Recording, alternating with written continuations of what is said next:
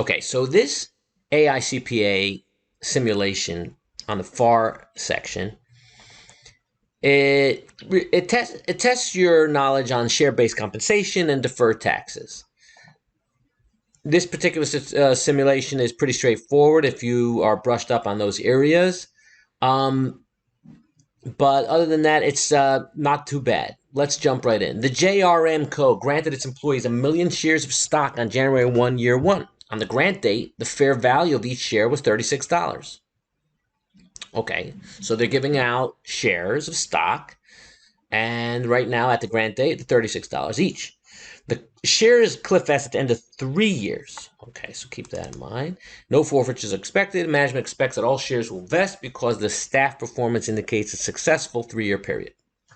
The fair values of the stock on the following dates were year 1, 39, year 2, 45, and year 3, 48. So the values are going up there. For each of the situations below, prepare the information for the appropriate journal entry for year 2. So we're looking at year 2, including the tax effect. So they want us to book the journal entry, 2 journal entries for year 2.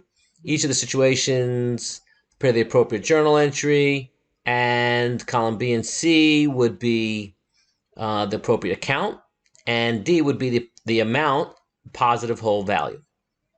So right away, when you think of share-based compensation, you should know that the value is the amount of shares as of the grant date divided by the number of years that it vests. So we're going to take $1 million,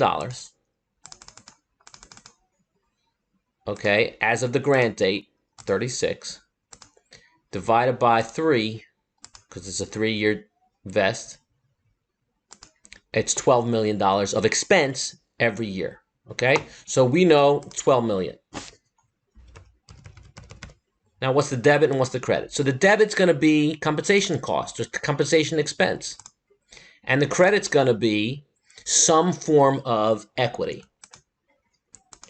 additional paid-in capital. Why? Because we're giving away stock and we're booking equity. And eventually these employees will hold this equity in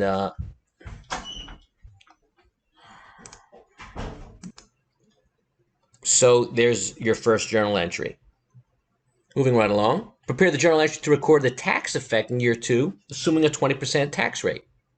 So we have what we call here a deferred tax. Why? Because this $12 million did not leave the company in the form of cash. We're booking an expense, but it's not deductible today. In the world of taxes, it would only be deductible down the road, in the future. This is representing a future tax deduction. There's no tax deduction that we will enjoy today. So we're going to call it an asset.